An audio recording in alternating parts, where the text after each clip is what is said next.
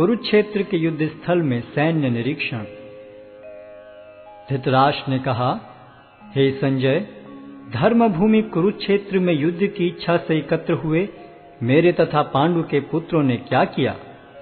संजय ने कहा, हे राजन, पांडु पुत्रों द्वारा सेना की व्यूह रचना देखकर राजा दुर्योधन अपने गुरु के पास गया और उसने ये शब्द कहे, हे आचार्य, पांडु पुत्रों की विशाल सेना को देखें, जिसे आपके बुद्धिमान शिष्य द्रुपद के पुत्र ने इतने कौशल से व्यवस्थित किया है। इस सेना में भीम तथा अर्जुन के समान युद्ध करने वाले अनेक वीर धनुर्धर हैं, यथा महारथी युयुधान, विराट तथा द्रुपद।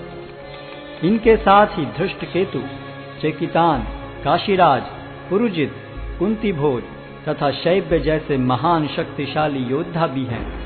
पराक्रमी युधामन्यु, अत्यंत शक्तिशाली उत्तमौजा, सुभद्रा का पुत्र तथा द्रौपदी के पुत्र, ये सभी महारथी हैं। किंतु हे ब्राह्मण श्रेष्ठ, आपकी सूचना के लिए मैं अपनी सेना के उन नायकों के विषय में बताना चाहूंगा जो मेरी सेना को संचालित करने में विशेष रूप से निपुण हैं। मेरी सेना में स्वयं आप, भीष्म, कर्ण, कृपाचार्य, अश्वत्थामा, विकर्ण तथा सोमदत्त का पुत्र भूरिश्रवा आदि हैं, जो युद्ध में सदैव विजयी रहे हैं।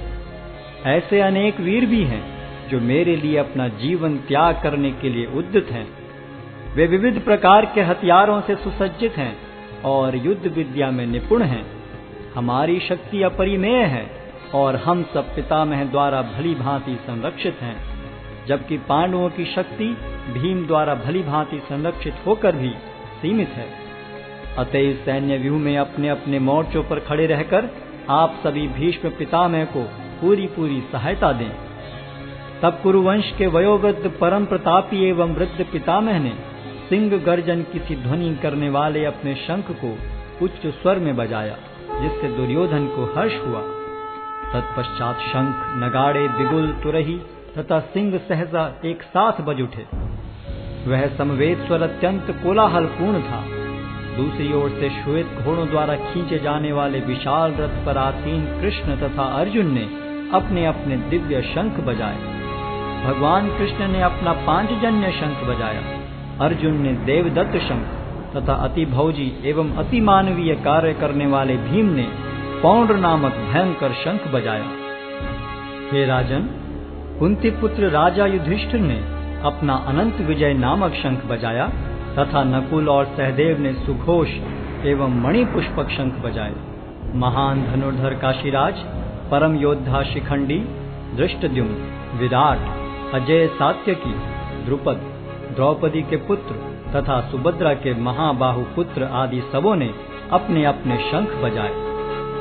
इन विभिन्न शंखों की ध्वनि कोलाहल पूर्ण बन गई, जो आकाश तथा पृथ्वी को शब्दायमान करती हुई धृतराष्ट्र के पुत्रों के हृदय को विदीर्ण करने लगी। उस समय हनुमान से अंकित ध्वजा लगे रथ पर आसीन पांडुपुत्र अर्जुन अपना धनुष उठाकर तीर चलाने के लिए उद्यत हुआ। हे राजन, धृतराष्ट्र के पुत्रों को व्यूह में खड़ा देखकर अर्जुन ने श्री कृष्ण से ये वचन कहे। अर्जुन ने कहा, हे अच्युत, कृपा करके मेरा रथ दोनों सेनाओं के बीच ले चलें, जिससे मैं यहाँ उपस्थित युद्ध की अभिलाषा रखने वालों को और शस्त्रों की इस महान परीक्षा में जिनसे मुझे संघर्ष करना है उन्हें देख सकूं। मुझे उन लोगों को देखने दीजिए जो यहाँ पर धृतराष्ट्र के दुर्बुद्धि पुत्र दुर्योधन को प्रसन्न करने की इच्छा से लड़ने के लिए आए हुए हैं। संजय ने कहा, हे भरतवंशी, अर्जुन द्वारा इस प्रकार संबोधित किए जाने पर भगवान कृष्ण ने दोनों दलों के बीच में उस उत्तम रथ को लाकर खड़ा कर दिया। भीष्म, द्रोण तथा विश्व भर के अन्य समस्त राजाओं के सामने भगवान ने कहा कि हे पार्थ, यहाँ पर एकत्र सारे कुरुओं को देखो। अर्जुन ने वहां पर दोनों पक्षों की सेनाओं के मध्य में अपने चाचा ताऊओं, पितामहों, गुरुओं, मामाओं, भाइयों, पुत्रों, पौत्रों, मित्रों, ससुरों और शुभ चिंतकों को भी देखा। जब कुंती पुत्र अर्जुन ने मित्रों तथा संबंधियों की इन विभिन्न श्रेणियों को देखा तो वह करुणा से अभिभूत हो गया और इस प्रकार बोला। अर्जुन ने कहा, हे कृष्ण, इस प्रकार युद्ध की इच्छा रखने वाले अपने मित्रों तथा संबंधियों को अपने समक्ष उपस्थित देखकर मेरे शरीर के अंग कांप रहे हैं और मेरा मुख सूखा जा रहा है। मेरा सारा शरीर कांप रहा है, मेरे रोंगटे खड़े हो रहे हैं, मेरा गांडी धनुष मेरे हाथ से सरक रहा है और मेरी त्वचा जल रही है। मैं यहाँ अब और अधिक खड़ा रहने में असमर्थ हूँ। मैं अपने को भूल रहा हूँ और मेरा सिर चकरा रहा है। हे कृष्ण, मुझे तो केवल अमंगल के कारण दिख रहे हैं। हे कृष्ण, इस युद्ध में अपने ही स्वजनों का वध करने से न तो मुझे कोई अच्छाई दिखती है और न मैं उससे किसी प्रकार की विजय, राज्य या सुख की इच्छा रखता हूँ। हे गोविंद, हमें राज्य, सुख अथवा इस जीवन से क्या लाभ, क्योंकि जिन सारे लोगों के लिए हम उन्हें चाहते हैं वे ही इस युद्ध भूमि में खड़े हैं। हे मधुसूदन, जब गुरुजन, पितृगण, पुत्रगण, पितामह, मामा, ससुर, पौत्रगण, साले तथा अन्य सारे संबंधी अपना अपना धन एवं प्राण देने के लिए तत्पर हैं और मेरे समक्ष खड़े हैं, तो फिर मैं इन सब को क्यों मारना चाहूंगा, भले ही वे मुझे क्यों न मार डालें। हे जीवों के पालक, मैं इन सबों से लड़ने को तैयार नहीं, भले ही बदले में मुझे तीनों लोग क्यों न मिलते हों। इस पृथ्वी की तो बात ही छोड़ दें।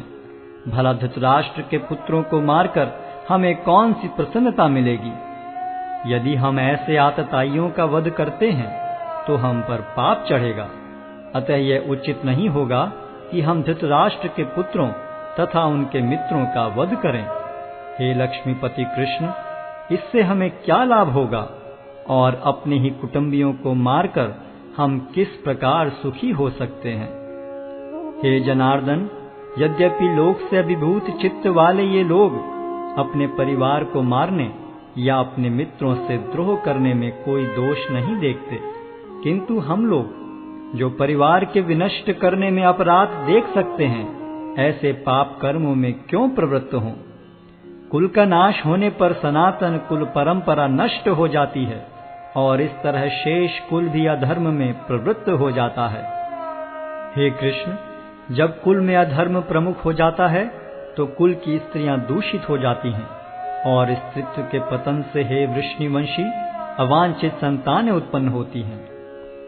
अवांछित संतानों की वृद्धि से निश्चय ही परिवार के लिए तथा पारिवारिक परंपरा को विनष्ट करने वालों के लिए नारकीय जीवन उत्पन्न होता है।